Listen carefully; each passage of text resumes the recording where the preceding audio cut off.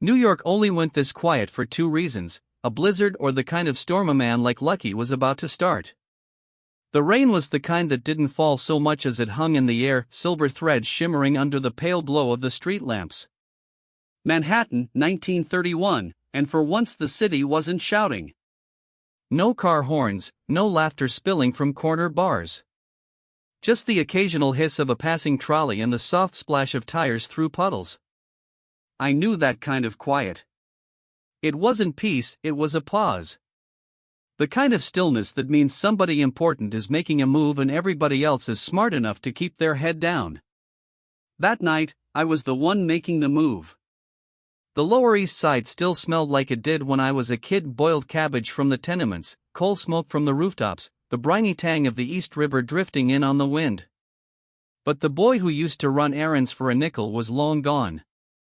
Now I wore a dark overcoat over a suit stitched in Italy, the brim of my fedora casting my eyes in shadow. Walking down Orchard Street, I passed the storefronts: butcher, tailor, bakery, all closed early. It wasn't out of fear exactly, more out of respect. People knew when the city belonged to someone for the night, and right now it belonged to me. The meeting was uptown, but I was in no rush. In my world, you don't just show up, you arrive. You let the anticipation build.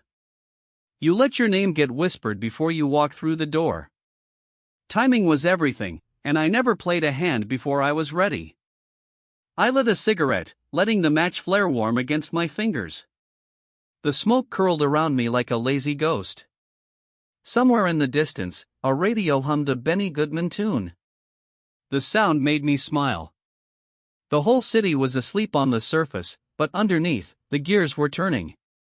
That night's business was delicate, the kind of thing that couldn't be handled over the phone, couldn't be left to chance. A conversation between men who understood that power wasn't about shouting, it was about knowing when not to. I'd been thinking a lot about silence lately. In the streets, silence was currency. It was respect. It was survival. The loud ones, the guys who puffed their chests, made big speeches, they didn't last. The quiet ones? They ran the show. A cab slowed as it passed, the driver's eyes meeting mine for just a moment before he looked away. He knew me. Everybody did, even if they pretended they didn't. I wasn't a ghost, but I could move like one when I wanted to. I cut through an alley, the brick walls closing in like the ribs of some great animal. Rainwater trickled down from a fire escape, dripping into the puddles at my feet. The alley spat me out onto a side street, and there it was, the glow of the Club Marconi's sign flickering faintly in the rain. The doorman saw me coming in, straightened up, pulling the heavy oak door open without a word. That was another thing I liked: people who didn't need instructions. Inside, the warmth hit me first. The smell of garlic and good wine. The low hum of conversation, broken only by the clink of glasses. Men in suits sat at round tables under the soft light of crystal chandeliers. Every head turned just slightly when I walked in, like flowers leaning toward the sun. I didn't rush to the back table where the meeting waited. Instead, I took my time crossing the room, my shoes whispering against the carpet. A few nods here, a hand clasp there, not too much, not too little. At the table sat three men. They were dressed well, but not like me. My suits didn't just fit, they belonged to me the way a glove belongs to a hand. These guys wore theirs like they'd borrowed them from their fathers. The one in the middle, a thick man with slick back hair, smiled a little too wide. "Charlie," he said. Only a handful of people still called me that. I didn't correct him, not yet. I slid into the seat opposite, laying my hat gently on the table beside me. The waiter appeared without being called, setting down a glass of red. I didn't drink from it. Not yet. We talked. About shipments. About territories. About old debts and new opportunities. My tone was calm, unhurried, like we had all the time in the world. But every word was a chess move, every pause a calculation. The thing about nights like that, the deals that shape the city, is that they don't feel dramatic in the moment. There's no music swelling, no sudden shift in the air. It's quieter than you'd expect. Just a few men in a warm room deciding who gets to breathe easy tomorrow and who doesn't. An hour later, the papers were signed, the hands were shaken. I stood, sliding my hat back on. The rain had stopped when I stepped outside, and the streets were still slick and shining. Somewhere far off, a siren wailed, but it was faint, like a dream you couldn't quite remember. I walked away from the club with the same calm pace I'd arrived. The city was mine tonight, but I didn't need to shout it. Power wasn't in the noise, it was in the quiet. And that's the thing about New York, when it holds its breath, it's because someone like me told it to. Before he wore silk suits, Charlie Luciano was just another street kid learning that in New York you either made the rules or you followed them. People see the man I became and think I was born that way, sharp suit, steady voice, always 2 moves ahead. Truth is, before Lucky Luciano, there was just Charlie, a skinny kid from Sicily running barefoot through streets that smelled of fish guts and coal smoke. We came over in 1906, my mother clutching my hand so tight I thought my fingers might snap. The boat ride was a blur of salt air, crying babies, and the taste of bread that never seemed fresh. I didn't speak a word of English then. None of US did. But New York didn't care what language you spoke, it only cared if you could survive. The Lower East Side was the kind of place that tested you the minute your feet hit the cobblestones. Tenement buildings pressed up against each other like they were keeping secrets. Laundry lines crisscrossed above the streets like tangled spiderwebs. Kids played stickball in the gutters, dodging horses and pushcarts. And in the shadows, older boys waited for you to walk down the wrong alley with something worth taking. I learned quick. Not in a schoolroom, in the streets. The real teachers were the corner toughs, the old-timers who leaned against brick walls with toothpicks in their mouths and eyes that had seen too much. They taught me the rules: never owe money you can't pay, never talk to cops, and never ever show fear. My first hustle was carrying groceries for old ladies. A nickel here, a dime there. But I watched the older boys run numbers for the Italian gangs and I saw something in the way they walked. Like they belonged. Like the street bent for them. I wanted that. By the time I was 10, I met Meyer Lansky. Funny thing, he was a Jewish kid, not Italian, but he had the kind of brains that made you forget what side of the neighborhood line he came from.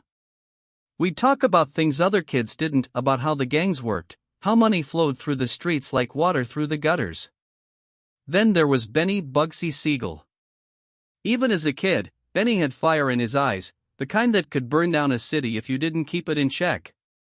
Between the three of us, we weren't just friends, we were training for something bigger, even if we didn't know it yet. Life wasn't just about street games and stolen apples, though. My father worked long hours as a laborer, my mother sewing clothes late into the night.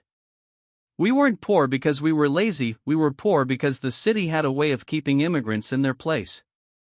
And every time I saw my parents come home with tired eyes, I knew I wasn't gonna live like that.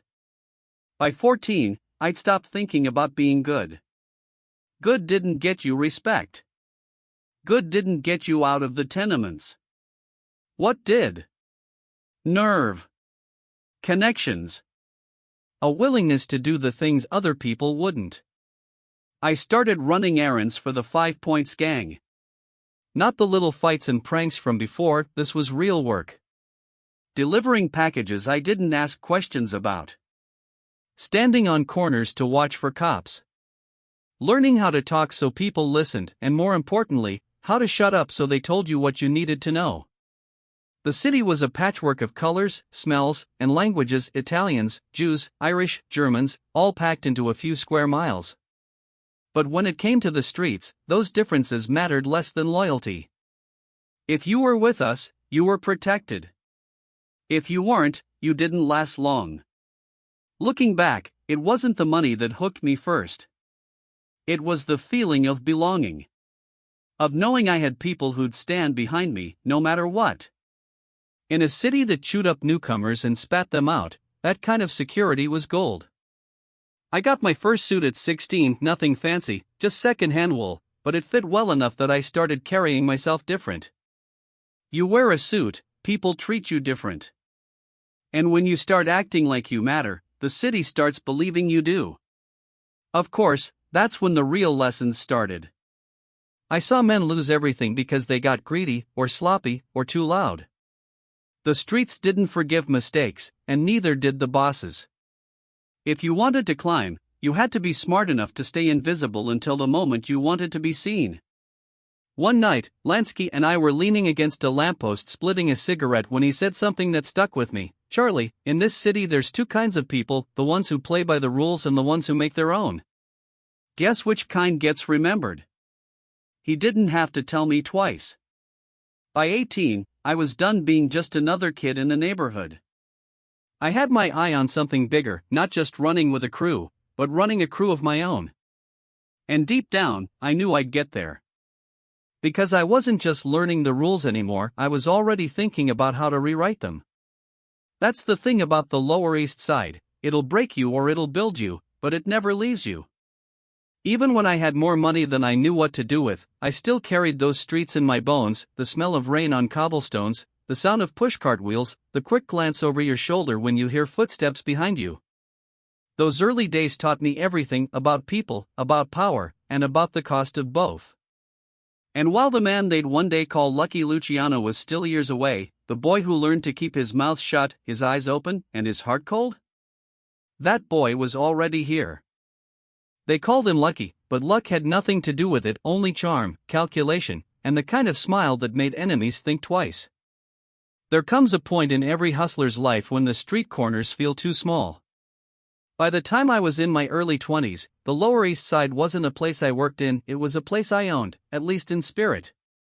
But ownership in my world wasn't about property deeds or bank accounts.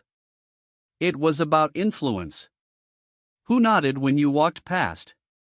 Who owed you favors? Who didn't make a move without checking in first? I wasn't the biggest, the toughest, or the loudest. But I knew how to read people, how to turn a maybe into a yes and a no into something negotiable. My edge was charm, and charm in the right hands was sharper than any switchblade. Bootlegging during Prohibition was like a gold rush with a hangover, everybody wanted in, and most didn't have the brains to last a season. I saw men making fortunes in the morning and losing them before sundown. Me? I played the long game. No drunken boasts and speakeasies, no flashy cars that screamed for police attention. I wore my suits tailored but understated, my ties silk but not screaming color. Frank Costello once told me, "You dress like a man who already has what everyone else is fighting for." That was the point. I started making connections beyond my own neighborhood: Irish crews, Jewish outfits, Italian families from uptown. I didn't care where you came from if you could make money and keep your mouth shut. That was radical thinking back then. The old Sicilian bosses kept things in the bloodline, but I saw the future in handshakes that crossed heritage lines. My friendship with Meyer Lansky paid off here. Meyer was the numbers man, cool as ice, and he had an eye for clean profit. Where I brought charm and connections, he brought math and memory. Between us, deals got made that would have been impossible for either one alone. But in the early 1920s, there was still a ceiling. The bosses, men like Giuseppe Joe the Boss Masuria, ran things like a monarchy. You paid tribute, you followed orders, and if you had ideas of your own you kept them to yourself. That wasn't my style. So I began playing a different kind of game, one where I could smile in the boss's face while quietly moving pieces on the board. I didn't have ambitions to take over yet. That comes later. But I did want my independence. That meant making my own rackets, gambling rooms tucked behind barbershops, bootleg runs up from Canada, high-stakes poker nights where the real currency was information. In those days, the city felt like it was running at double speed. Cars were faster, money was looser, and the parties never seemed to end. But beneath the jazz music and champagne bubbles, the streets were still ruled by fear. Gang wars flared up like summer heat waves, leaving bodies in alleys and headlines in the papers. I made it my business to stay out of those headlines. Let the other guys get their faces on page one. I preferred to be a rumor in the back pages, the name people whispered but didn't print. When the cops raided a rival's warehouse, my product kept moving. When two crews shot it out over territory, I was at a dinner uptown, smiling across the table at men who didn't even know they were helping me expand. That's when the nickname Lucky started to stick. People said it was because I always walked away from trouble even when I was supposed to be finished. Like the time I got picked up by the police on a gun charge, only for the key witness to suddenly forget every detail. Or the night 3 men tried to throw me into a car on East 46th. I ended up in the hospital with scars on my face, but I walked out alive. In my line of work, surviving was its own kind of victory. But I never believed in luck. Luck was what guys blamed when they lost. Me? I believed in positioning. In making sure you were standing where opportunity was bound to pass. By the mid-1920s, I was moving in circles I used to only read about. Politicians, businessmen, nightclub owners, some clean, some dirty, all useful in one way or another. I learned how to talk their language, whether it was about zoning permits or the price of Canadian whiskey. And then there were the women. They were drawn to the mystery, the calm, the sense that I was always in control. I never bragged, never showed off the bankroll, but I made sure they knew they were in the company of someone who could change their night or their life with a single call. Still, in every quiet moment I felt the weight of the system I was operating under. The old bosses were still clinging to their ways, still enforcing traditions that made no sense in a city as fast-moving as New York. I could see the cracks forming, and I knew someday I'd be the one to step through. For now, though, it was about building. Every handshake, every deal, every quiet nod across a crowded room, it was all adding up to something. And if anyone thought I was just another well-dressed errand boy for the old guard, well, that was fine by me. It's easier to move the pieces when no one realizes you're the one playing the game. When I walked into a speakeasy back then, the music might have stopped for a second, but not because they feared me. Not yet. It was curiosity. Respect. The kind of interest that meant my name was already halfway into a story before I'd ordered my drink. The truth? The gentleman gangster wasn't a costume. It wasn't an act. It was who I was becoming, a man who could smile while making a deal that would change the city, a man who could stand between two rival crews and make them both walk away thinking they'd won. And in the city that never slept, that was the kind of man who lasted. The table was set for pasta, wine, and the quiet end of an old empire. In my world, a dinner invitation was never just about dinner. When Joe Masuria sent word he wanted to break bread, I knew it meant more than pasta and a handshake. The man wasn't just a boss, he was the boss, the one holding the old guard together while the city around him changed faster than he could keep up. Joe had power, no question. But it was the old kind, heavy, rigid. Like a brick wall that kept the same shape no matter what was happening on the street. Me? I preferred power that could move, bend, shift, adapt. That difference between us was why I knew this meal would be our last, at least in the way he thought of it. The night air was cool as I stepped out of the car, the smell of roasted garlic and fresh bread drifting from the restaurant door. It was one of those small Italian joints where the tablecloths were always red and white, and the owner always pretended not to understand English if the police came sniffing around. Inside, the lighting was low, the kind that makes everything look softer, even the hard edges of a man like Joe. He was already seated when I walked in, a thick-bodied figure in a pinstripe suit that looked like it belonged to another decade. He smiled wide and toothy, like a man trying to convince the room he wasn't dangerous. "Charlie," he said, his voice rolling over my name like he owned it. Only a handful of people still called me that. Joe was one of them, but not for long. I sat across from him, hat resting beside me, coat draped neatly over the chair. The waiter poured us both a glass of red, the deep ruby color catching the light. I lifted it but didn't drink yet. In my line of work, you never take the first sip until you've read the table. Joe talked the way old bosses do, slow, deliberate, as if every word was a coin he was spending. He spoke about territory, loyalty, the honor of the old Sicilian ways. He wanted me to back down from certain deals, hand over a cut of my newer operations. It was all dressed up as tradition, but I could see what it was: control. I nodded at the right moments, my face a calm mask. I let him believe I was listening, maybe even agreeing.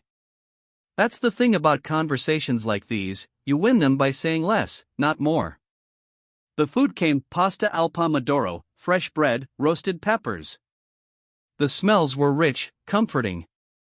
A man could almost forget he was sitting across from someone who'd happily see him gone if it meant keeping his empire intact. I twirled the pasta onto my fork, took a slow bite, chewed, swallowed. The warmth of the sauce spread through me, but my mind was ice cold. Outside, the rain had started again, tapping softly against the window. It was the kind of sound that could lull you into thinking the world was gentle. But the truth? This city doesn't run on gentleness. It runs on opportunity and the nerve to take it. Halfway through the meal, Joe leaned in, lowering his voice. "Charlie, you're a smart kid. But you don't want to make the mistake of thinking you're bigger than the man who put you here." I smiled. A small, polite smile. "Of course not, Joe." In that moment, I think he believed me. He didn't see the shift that had already happened, the quiet agreements I'd made with men outside his circle, the alliances forming that didn't care about his crown. The truth was, the city had outgrown him. He just didn't know it yet. We finished the wine. I set my glass down gently, the stem making a soft click against the table. My hands were steady. My voice, when I spoke, was as calm as the rain outside. "I appreciate the meal," I said. "We'll talk more soon." When I stood, the whole room seemed to watch. Not openly, no one dared, but in those half-glances people think you don't notice. The waiter took my coat, helped me slip it on. Joe stayed seated, dabbing at his mouth with a napkin. I stepped out into the cool night, the air fresh after the rain. Somewhere in the distance, I heard the low hum of a car engine that wasn't moving. A signal. I didn't look back. What happened after I left the table has been told a dozen different ways. Some say the shots came fast, others say they came slow. Some swear Joe didn't even see it coming. I don't tell that part. That's not my story to tell. My story ends with me walking into the night, leaving an empty chair behind. And here's the thing, in my business, you don't celebrate moments like that. You don't toast them, you don't brag. You just keep moving, because power's a tide, and if you stop swimming, it'll pull you under. That dinner wasn't just the end of Joe Masuria's reign. It was the first real step into mine. No more kings, no more crowns, only a table big enough for every boss who wanted a piece of America. When Joe Masuria was gone, the city didn't explode the way people expected. There were no parades, no public declarations. Just a subtle shift in the way things felt, the way certain men looked at me when I entered a room, the way whispers stopped when I passed by. The old order was cracked, but a crack isn't the same as a collapse. The other bosses were still out there, each with their own ambitions, their own grudges. If I tried to take Masuria's place the old-fashioned way, sit on the throne, crown on my head, I would have been next in the ground. So I decided there wouldn't be a throne at all. The idea was simple but dangerous. Instead of one man ruling over everyone else, why not a council? A place where every major boss could come together, settle disputes, and share the pie without constant bloodshed. It wasn't charity. It was business. Dead men don't earn money, and street wars are bad for profit. We called it the Commission. Picture it, a long, polished table in a private backroom. The lights low, the air thick with cigar smoke. Around the table sat the men who ran entire cities, Italians from New York and Chicago, Jewish outfits from the Bronx, even the odd Irishman with the right connections. They weren't used to being treated as equals, but I made sure they understood this was the future. The rules were simple. Each family kept control of its own territory and business. If two families had a dispute, the commission would mediate. Any decision made at the table was final. No boss could be touched without approval from the others. And anyone who broke the rules, well, they didn't break them twice. It was an idea borrowed from business more than tradition. Corporations had boards of directors, now so did we. Meyer Lansky was at my side for all of it. He saw the math, the way this structure could stabilize things long enough for us to grow without tearing ourselves apart. Frank Costello was there too, the politician in a gangster's suit, always ready to smooth things over with a word in the right ear. Some of the old Sicilian bosses didn't like it. They muttered about honor, about bloodlines. But I wasn't asking for their blessing, I was offering them survival. Even the stubborn ones knew the city was changing. Prohibition had turned us into businessmen whether we liked it or not. And businessmen need structure. The first meetings were tense. You could feel the history in the room, grudges that went back decades, men who'd lost brothers and cousins to the others sitting at the table. But over time, the rhythm of it settled in. Decisions got made. Territories got divided without gunfire. And the money flowed. We expanded beyond liquor into gambling, construction, labor unions, even some legitimate businesses. The commission didn't just prevent wars, it opened doors. A deal struck in New York could ripple out to Miami, Los Angeles, even Havana. I kept my voice calm at those meetings. Never raised it, never slammed a fist. I didn't have to. When you're the one who designed the game, you don't need to shout to play it. The public, of course, didn't know any of this. To them, organized crime was still a shadowy mess of gangs shooting it out in the streets. That worked in our favor. The less they understood, the more room we had to maneuver. In quiet moments, I thought about how far I'd come from the boy on the Lower East Side. Back then I was learning the rules just to survive. Now I was writing them. And not just for myself, for an entire network of men who'd once seen each other as mortal enemies. I won't pretend it was perfect. The commission didn't erase ambition, greed, or betrayal. But it slowed the bleeding. And in our business, buying time is worth more than gold. One of the first big tests came when Dutch Schultz, a volatile, brilliant man, wanted to take out prosecutor Thomas Dewey. The commission voted against it. Killing a high-profile prosecutor would bring the kind of heat no one wanted. Dutch didn't like the answer.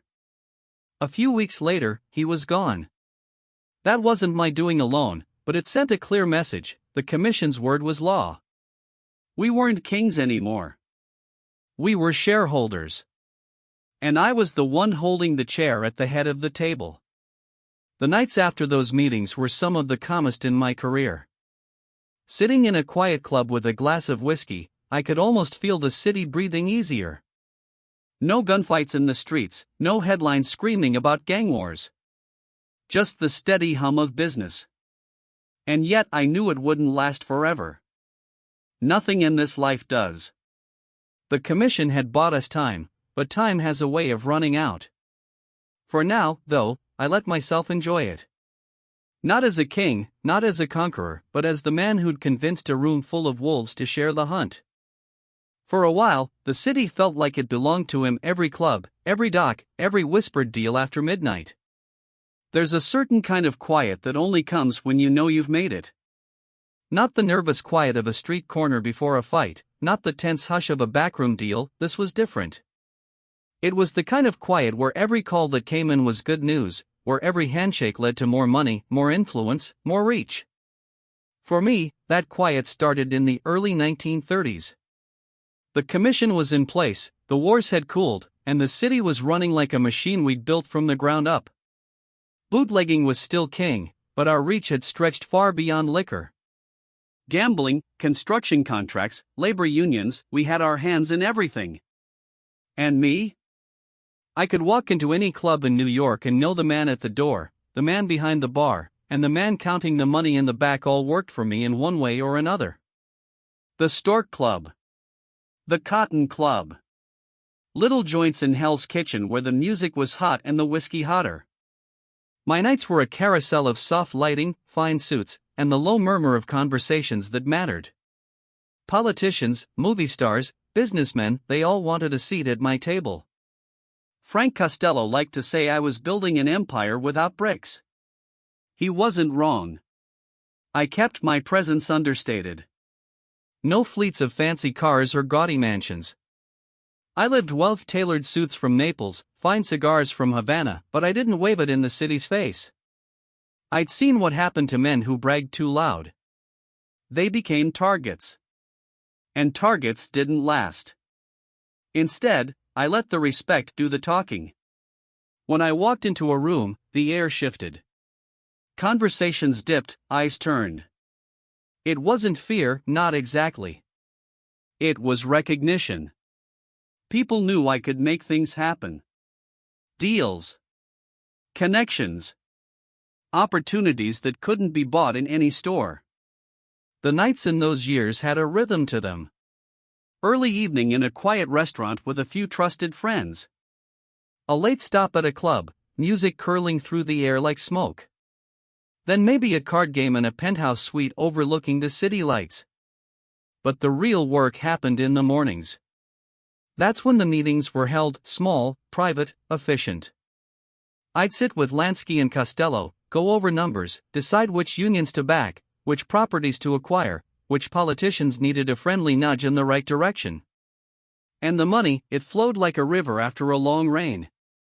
Enough to keep every man at the table happy, enough to make problems disappear before they even reached my desk.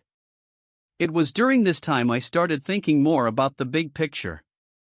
Not just how to make money, but how to keep it. How to make sure the structure we'd built could survive even if one of us fell. I didn't say it out loud, but I knew the more stable we made the business, the harder it would be for any one man to destroy it. That stability gave me room to breathe. For the first time in years, I wasn't looking over my shoulder every second. Sure, there were still dangers, there always are, but they felt distant. Manageable. Sometimes, on quiet nights, I'd take a drive through the Lower East Side. The streets were the same, but I wasn't. The kid who once carried groceries for nickels was now the man who decided where half the city's money flowed. And yet, in those moments, I could still smell the coal smoke, hear the pushcart wheels rattling over the cobblestones. The golden years weren't golden because they lasted forever. They were golden because for a little while it felt like they might.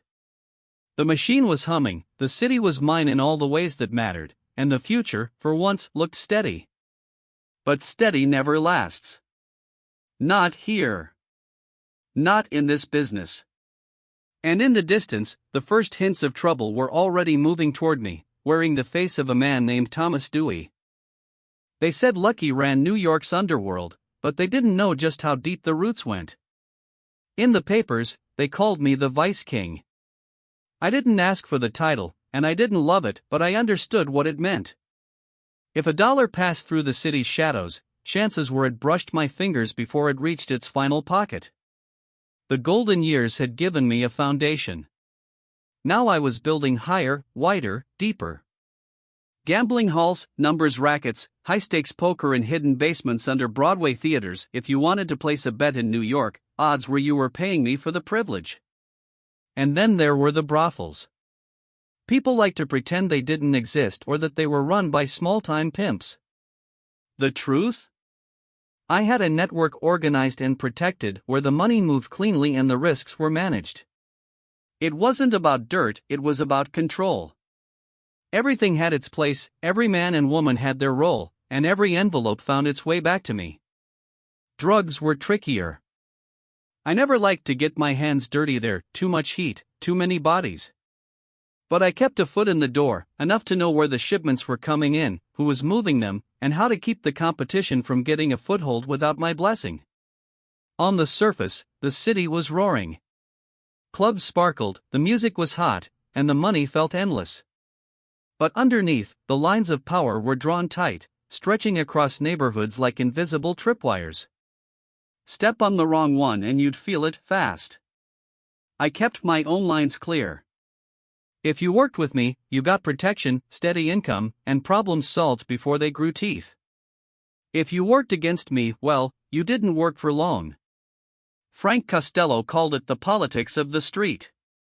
He handled the above-board relationships, the judges, the aldermen, the cops who liked their envelopes fat and their questions few. Me? I stayed where the deals were made in whispers, or a nod across a poker table could mean 10 grand in your pocket by morning. Of course, success like that doesn't stay invisible. You can't run the city's underworld without attracting eyes, and not just from rivals. That's when I started hearing the name Thomas Dewey more often. A young prosecutor, clean-cut, sharp-tongued, with a reputation for going after gangsters like a preacher chasing sin. He didn't take bribes, didn't look the other way, didn't scare easy. That made him dangerous. But in the beginning, I didn't see him as a real threat. We'd had heat before cops, politicians, even federal agents. They made noise, got a headline or two, then moved on. Dewey, though, he was different. He didn't just want to win. He wanted me. Even so, I kept expanding. The commission gave me reach into other cities. Havana was opening up for business, and Miami was becoming a gold mine for gambling. The Vice Empire in New York was just the crown jewel in a collection that stretched up and down the East Coast. I still walked the streets sometimes, not because I had to, but because it reminded people I wasn't just a name in a ledger. I'd step into a backroom, shake hands, listen to the talk, maybe settle a dispute before it turned into something messy. That was the secret to keeping power. You didn't just send orders down the line. You showed up. Every week, envelopes came in. Cash, neat and unmarked, counted twice before it reached my desk. Some of it was from operations I never set foot in, but all of it was under my umbrella. That was the point. The whole city was one big, connected system, and I was the one making sure it ran. Still, I wasn't blind to the change in the air. Dewey's office was building cases, talking to people they shouldn't have been able to reach. I could feel the tension tightening, like a rope being pulled slow but steady. But until that rope was around my neck, I wasn't slowing down. The machine was still running, the money was still flowing, and in the eyes of the city, or at least the part of it that mattered, I was untouchable. They could call me the Vice King if they wanted. Titles didn't mean much to me. What mattered was the fact that if something in New York moved after midnight, a card, a drink, a girl, a bet, it probably moved because I allowed it to. And as far as I was concerned, that was real power.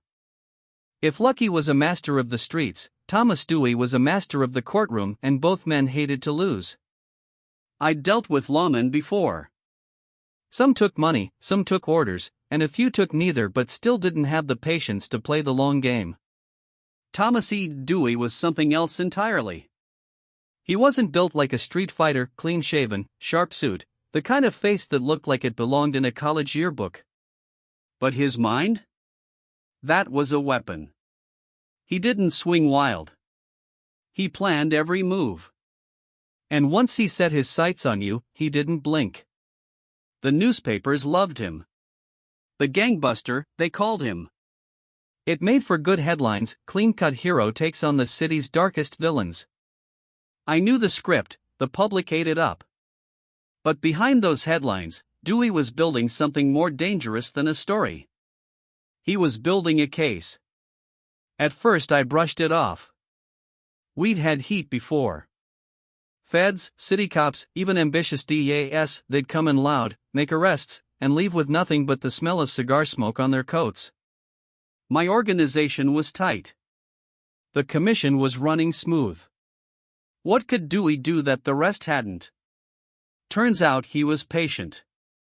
Instead of chasing the big rackets first, Dewey started small street-level arrests, small-time operators, girls picked up in vice raids.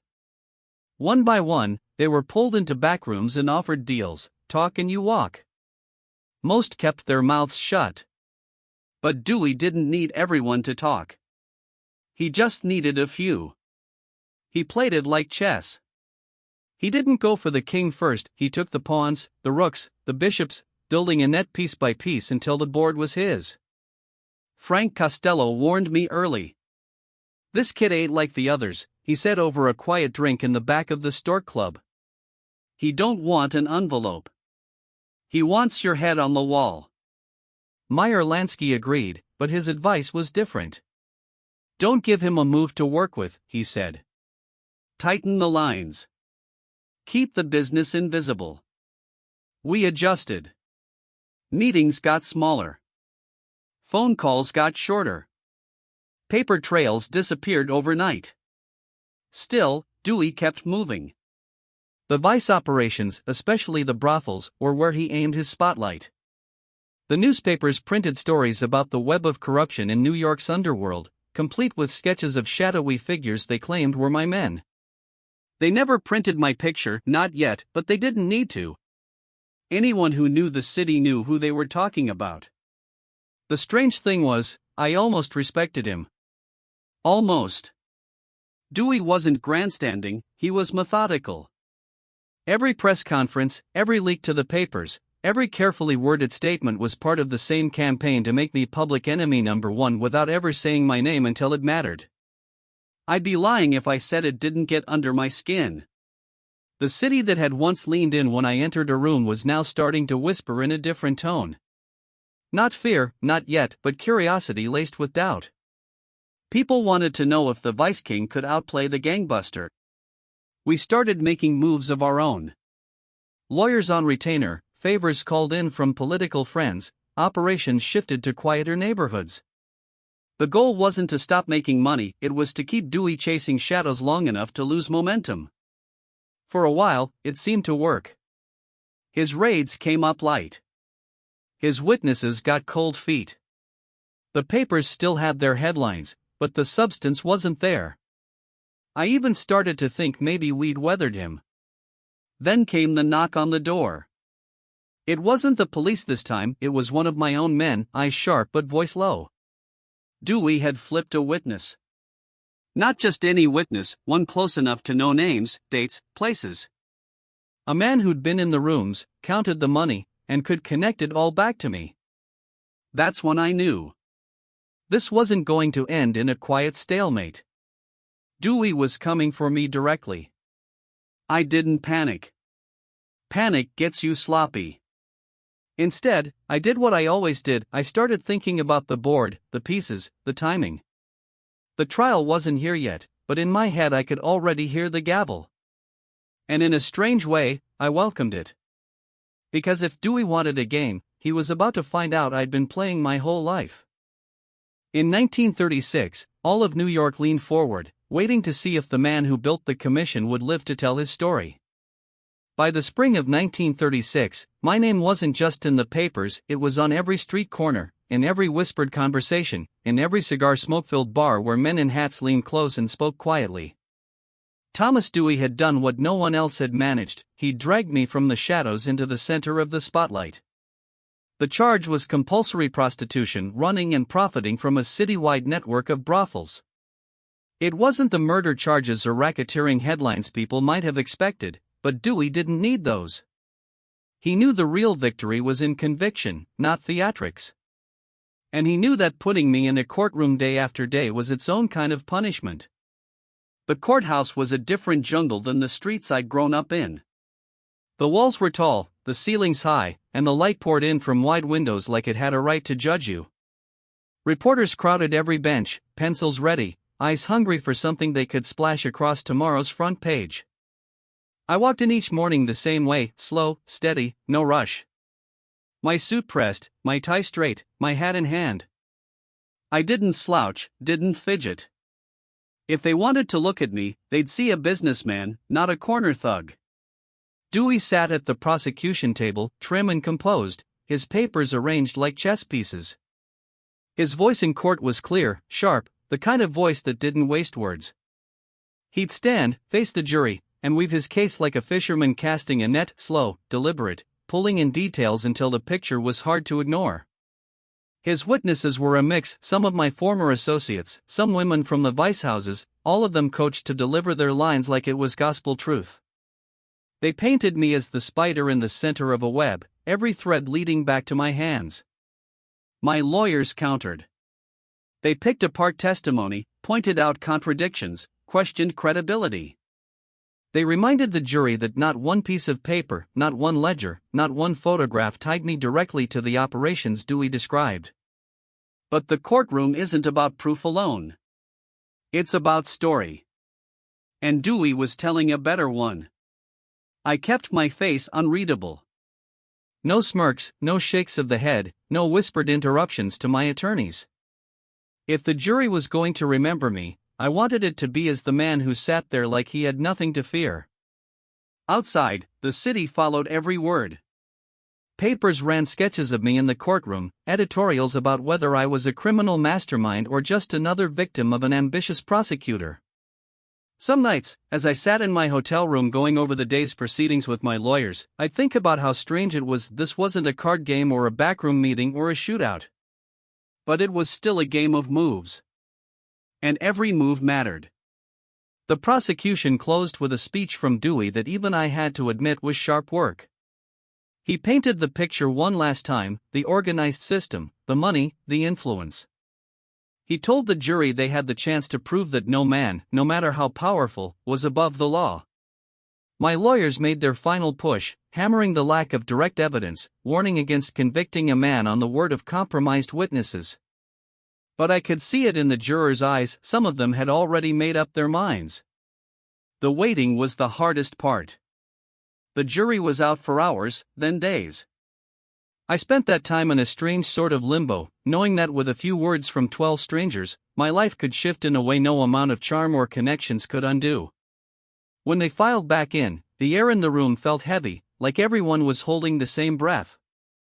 I didn't look at the jury as the foreman stood. I kept my eyes forward, hands folded loosely on the table.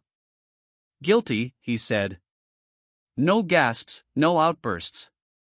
Just the sound of a gavel and the soft scratching of reporters' pencils racing to capture the moment. Severe sentencing followed, 30 to 50 years in state prison. It was meant to be a death sentence without the chair. As they led me out, I caught Dewey's eye. He didn't smile, didn't gloat. He just looked at me the way a man does when he's closed the file on a long, difficult case. And I gave him the smallest nod, not respect exactly, but acknowledgement. He'd played his game well. The city outside was still moving, still buzzing. Trolleys clanged, radios played, deals were being made in smoky rooms. My name would fade from the headlines soon enough, but not from the streets. Not from the people who understood that a man can be locked away and still cast a long shadow. That was the thing about power: if you'd built it right, it didn't vanish just because they took away your view of the skyline. Prison's supposed to break a man, but for Lucky, it was just another kind of office. Dannemora Prison was built to make men disappear. Upstate, tucked against the cold Adirondack air, it was far enough from the city to feel like another world, a world where time didn't just pass, it pressed down on you slow and heavy until you forgot what the streets even smelled like. The first night, I lay in my bunk listening to the echo of footsteps on concrete and the metallic clank of cell doors. The air was damp, carrying the scent of iron and old stone. I knew a lot of men cracked in their first week: the noise, the cold, the endless rules, it stripped them down. But I'd learned a long time ago, the man who controls his mind controls his world, no matter the size of the room. So I made this cell my office. Prison life runs on its own clock, its own economy. You learn fast who controls the yard, who controls the kitchens, who controls the guards. I didn't come in looking to fight for territory, I came in looking for connections. The same principles that worked in Manhattan worked here: listen more than you speak, pay your debts, and make yourself useful to the right people. Within a few months, I knew the key players. Some were inmates, some were guards. And once those introductions were made, the rest was business. Men needed things: favors, information, protection. I could arrange that. My reach outside hadn't vanished, it had just rerouted. Letters went out, visitors came in, and slowly the invisible threads that tied me to the city began weaving into this new place. It wasn't the life I wanted, but I refused to let it be the end of the life I'd built. I read more: legal briefs, newspapers, anything that kept my mind sharp. I had my lawyers visit often, not just for appeals, but to keep my name in motion. The streets had to know I was still paying attention. Evenings were quietest. The clang and shuffle of the day gave way to the low hum of voices carrying down the tiers. Sometimes I'd close my eyes and picture the city at night, the glow of the clubs, the shuffle of cards, the murmur of deals. I'd left it behind, but I hadn't left it alone. Some guards treated me like any other inmate. Others treated me with a strange form of respect, not for what I'd done, but for the way I carried myself. I didn't beg, didn't bluff, didn't lose my temper. That steady composure got me small advantages, a few extra minutes in the yard, a word about who was getting transferred in, the occasional bit of privacy when it mattered. And then there were the visitors. Some came with news, some with requests, some just to remind me I wasn't forgotten. Frank Costello visited often, always with that easy politician smile, filling me in on the state of things without ever saying too much. Meyer Lansky came less often, he didn't like the travel, but when he did, the conversations were all business. We'd speak quietly, leaning close across the table, mapping out moves for an empire I could no longer see but still understood in detail. I won't lie, there were moments when the walls pressed closer. When the cold mornings felt endless and the nights dragged on like they'd never end. But prison, like the street, is about adaptation. You find your footing, then you stand your ground. And slowly, I began to hear whispers. The world outside was shifting. War had come to Europe. America wasn't in it yet, but the talk was everywhere about spies, about sabotage, about the ports and ships that kept the country moving. That talk reached even here, carried on the breath of visiting lawyers, printed in headlines, smuggled in with the morning mail. I didn't know it then, but that war would become my way out. Until then, I did what I'd always done.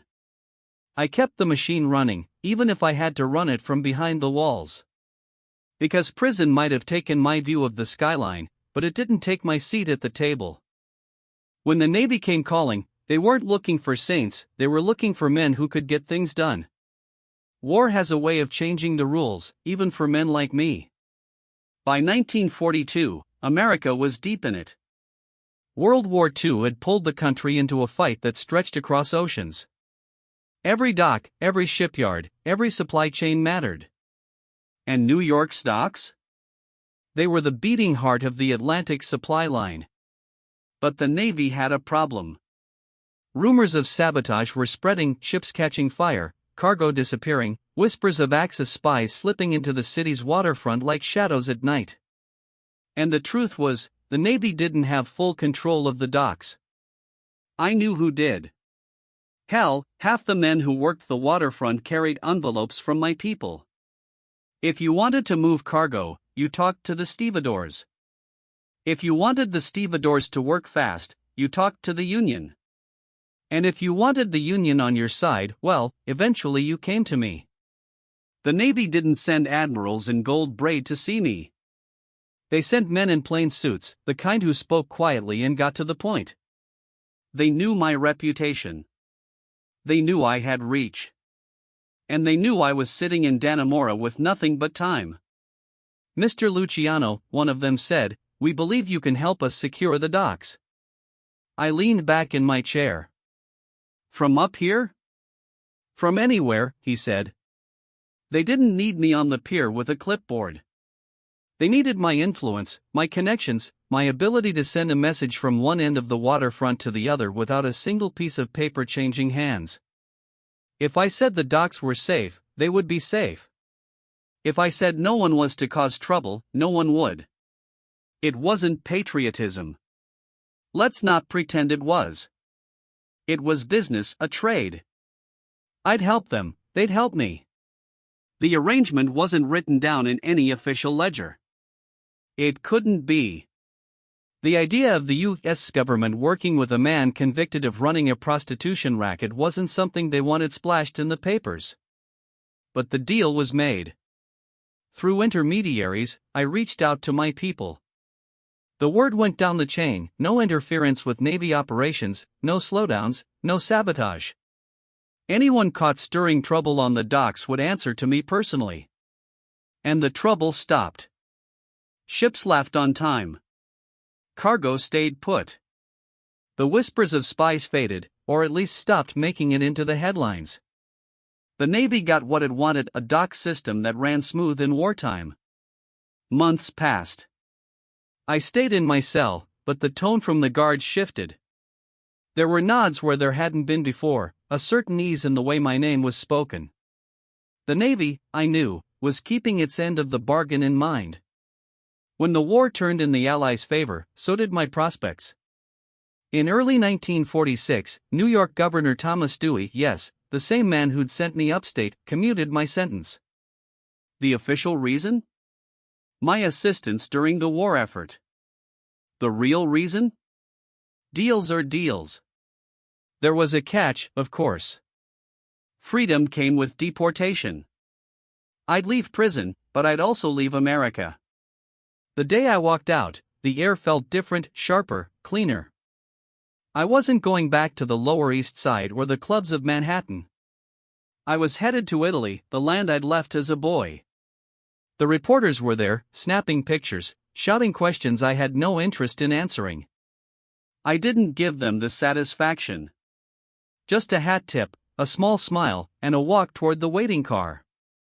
Operation Underworld became one of those stories people whispered about for years, a handshake deal between the U.S. Navy and the underworld, never fully confirmed, never fully denied. But I knew the truth.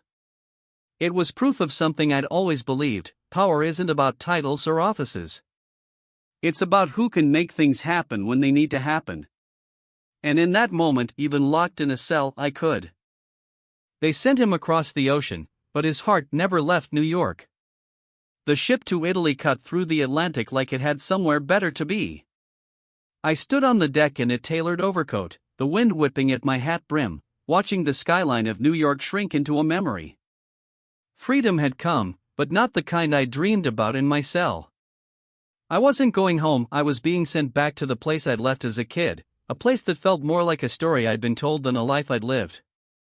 Naples was loud, colorful, and raw. Street vendors shouting over one another, scooters darting through narrow lanes, church bells clanging over rooftops the color of sun-baked clay. It was beautiful in its way, but it wasn't mine. The rhythms were different here. The pace slower in some ways, more frantic in others. I rented a villa outside the city, modest by the standards of what I'd once had, but private enough for the kind of business conversations I still needed to have. Old friends from America visited, bringing news of the commission, the clubs, the city's new players. We'd sit over espresso in the courtyard, talking in low voices about who was making moves, who was falling out of favor.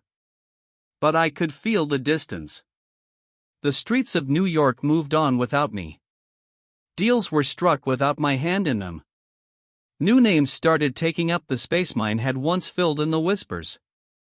I was still Lucky Luciano, but I wasn't there. And in my world, presence was power. Still, I found ways to stay connected. Couriers came and went. Letters in careful handwriting arrived with coded updates. Sometimes a visitor would leave with more than they'd arrived with, a discreet envelope, a quiet instruction. My role had shifted from player to advisor, and though I didn't like it, I accepted it. The local authorities in Italy kept a close eye on me. They knew who I was, what I'd done, what I could still do if I wanted. Every so often they'd invite me in for questioning, a polite way of reminding me I wasn't invisible here. I'd smile, answer what I chose, and leave without giving them anything they could use. There were nights when the villa felt too quiet. I'd walk the grounds, the sea breeze carrying the smell of salt and citrus, and I'd think about the hum of New York after midnight, the music drifting from a club doorway, the murmur of a late-night card game, the feel of the city alive under my feet. Naples had its own music, but it didn't play in my key. I kept myself sharp. No slipping into the slow comforts of exile. I dressed every day like I might have to meet someone important in an hour. I read the papers from America front to back. If there was a shift in the commission, I knew it before the ink was dry. The truth was, I wasn't just exiled from the country, I was exiled from the life I'd built.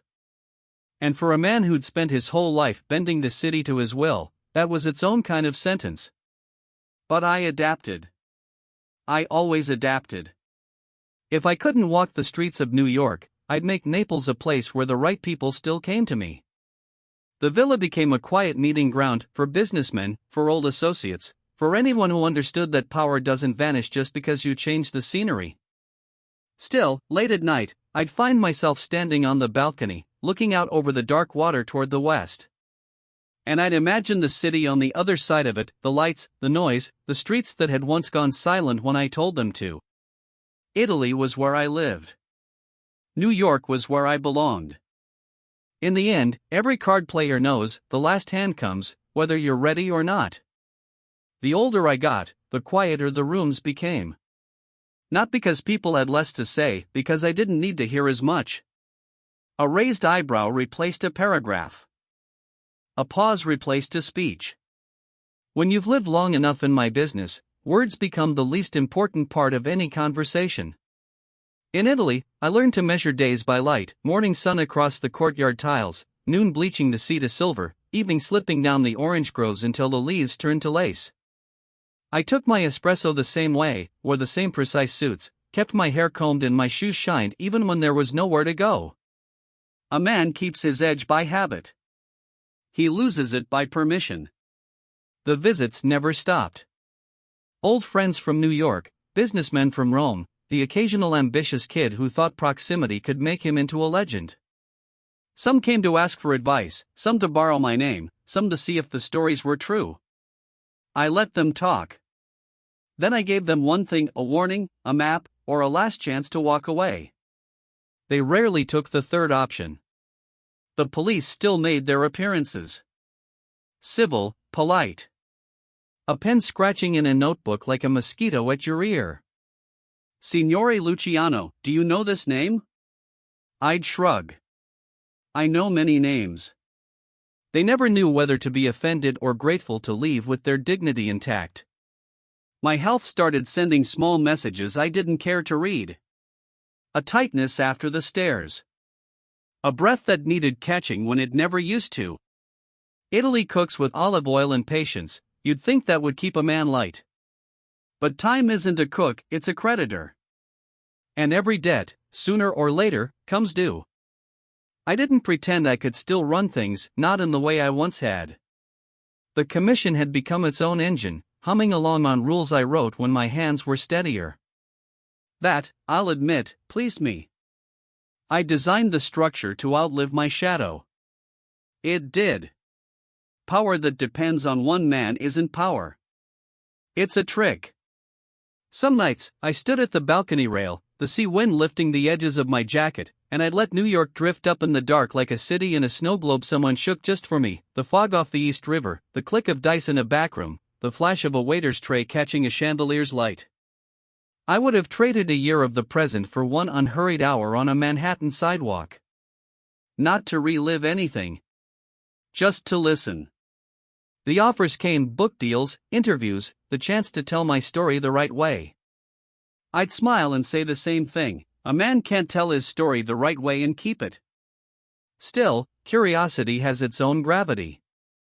The idea of setting the record straight, not to brag, not to confess, just to balance the books, had a pull. So when a film producer asked for a meeting about a picture based on my life, I didn't turn it down. Not because I wanted applause. Because I wanted accuracy. The city had put a lot of words in my mouth over the years. Maybe it was time I chose a few of my own. We picked the airport for the meeting: Naples, modern glass and echoing footfalls, the world moving past in polished shoes. I arrived early, as I always did when the stakes were personal. The terminal buzzed with a soft impatience, announcements fading into each other, luggage wheels whispering on tile, a child somewhere laughing the way only children can when time hasn't found them yet. I sat by a window, hands folded, watching planes tilt their silver wings into the light. The producer was late to traffic, he'd said. I didn't mind. Waiting is where the game shows you who you are. The impatient fold. The careless talk. The steady breathe. A memory came on like a song you forgot you loved, me and Meyer leaning over a greasy diner table, drawing boxes on a napkin that would one day be called the Commission, two kids pretending to be architects and finding out they were. We laughed that night, not because we were sure we'd win, but because we were sure we'd try. Another memory, Frank Costello, cigarette hanging like punctuation, telling me a suit should look like it grew on you. You don't wear it, Lucky. You arrive inside it. He was right. Clothes don't hide a man. They announce him. A third, the Lower East Side, laundry lines pulled tight between windows, my mother's hands flour white from rolling dough, the smell of Sunday sauce thick with love and thrift. If you want to know why I built a world where my word meant safety, start at that table. A boy wants to promise his family won't be cold. The man keeps the promise any way he can. A shadow moved in the glass, the producer hurrying, papers under his arm. He saw me, lifted a hand, mouthed an apology. I nodded. We were close enough to talk terms. Closer still to the moment that divides a life into before and after. The tightness in my chest crept up like a visitor who hadn't rung the bell. Not pain at first, a pressure, a careful hand around the ribs. I kept my face plain. Pride is a hard habit to break. Another breath. Another. The hand tightened. The terminal's hum pulled back like the ocean withdrawing between waves. I stood. I shouldn't have. Or maybe standing was the last correct move. A man should meet what comes to him standing, hat in hand, eyes clear. Someone called my name, not Lucky, the other one, the one my mother used. Funny, the way a name can reach across decades and find your ear like it never stopped speaking. The floor tilted. Papers spilled. Voices rushed in a soft storm. Faces bent over me that I didn't know, kindness in eyes that owed me nothing. The world shrank to one question, in, out. In, out. A game I'd played without thinking since the day I was born. I thought of New York then not as a place, but as a promise that a boy could enter with empty pockets and leave a map behind. I thought of rules rewritten, wolves taught to share the hunt, silence trained to mean respect instead of fear. I thought of the stillness the city held on nights when it listened to me. Every game ends, I told the ceiling no one else could hear. Play it clean. The hand around my ribs let go, or maybe it closed. Light thinned, then gentled, then went soft as a velvet curtain. The last thing I remember was the window, a plane lifting, the wing catching the sun, turning it to a blade, then a feather, then a memory. And that was all right. The cards were on the table. The bets were placed. The dealer nodded. Final hand. I'd played mine. Even now, in certain corners of New York, you can still hear it, Lucky's name, spoken soft like a secret. New York didn't stop moving when I was gone. It never does. The clubs still lit their neon signs after dark. The ferries still cut across the harbor, carrying men and women home under the weight of the day. The whispers still passed down alleyways and across backroom tables the way they always had. But every so often, in the right neighborhood, if the night was late enough and the air still enough, you could hear it, my name. Not shouted, not printed in a headline, spoken soft, like a password only certain ears knew. It's not the kind of legacy you put in a museum. There's no plaque, no statue, no street renamed in my honor. My name lived, and still lives in tone, in memory, in the way certain men raise an eyebrow before making a decision, remembering how I once would have made it. In Little Italy, the older shopkeepers still tell stories, the kind where I walk into a room and the trouble walks out. In Harlem, a few men still remember the deals that brought music to the clubs without the cops at the door. Down by the old docks, though most of the faces are new, there's an unspoken rhythm in the work fast, efficient, without unnecessary questions, that feels like a relic from the days when a quiet word from me could speed up a whole pier. History books like to flatten men into two dimensions, good or bad, hero or villain. I don't fit on those pages. I'm not a moral. I'm not a warning. I'm a reminder that the city's real history, the one that beats under the sidewalks, is made by men who understood how to make the moving parts turn in their favor. The commission, that table of wolves I built, still casts its shadow. The faces around it have changed 100 times over, but the rules I wrote, the ones about shared power, about no boss being untouchable without a vote, still echo in their meetings. They might not say my name out loud when they use them, but it's there, like the watermark on fine paper. Some who knew me keep my memory close, like an old photograph in a wallet, not for display but for themselves. Others tell my story to make their own sound bigger, adding flourishes that never happened, removing truths that cut too close. That's fine. Stories aren't meant to stay fixed. They move, shift, change shape depending on who's telling them. The important thing is they're still telling it. If you walk Mulberry Street on a rainy night, you can still catch the scent of fresh bread from the bakeries, still hear the low hum of voices from upstairs windows. The tenements have new coats of paint, the faces in the windows different, but the bones are the same. Somewhere up there, another boy might be looking down at the street, watching the men who seem to own it, wondering how to become one of them. He'll have his own path, his own lessons, his own rules to write. The city doesn't give out copies. But maybe in the shuffle of his first card game, in the measured step he takes into a room, there'll be something, a small echo, of the way I once moved through this city. I never believed in immortality. Not the kind they carve into stone, anyway. But there's another kind, the kind where your influence becomes so woven into the fabric of a place that it can't be pulled out without tearing the whole thing apart. That's the kind I left behind. And so New York still whispers my name. Not every night. Not everywhere. But in the corners where deals are still made with a handshake, where respect is measured in silence, and where power moves without raising its voice, you'll hear it. Not loud. Not clear. Just enough for the right people to know it's still there. And maybe that's the way it should be. Because kings get toppled. Bosses get replaced. But a whisper? A whisper can live forever.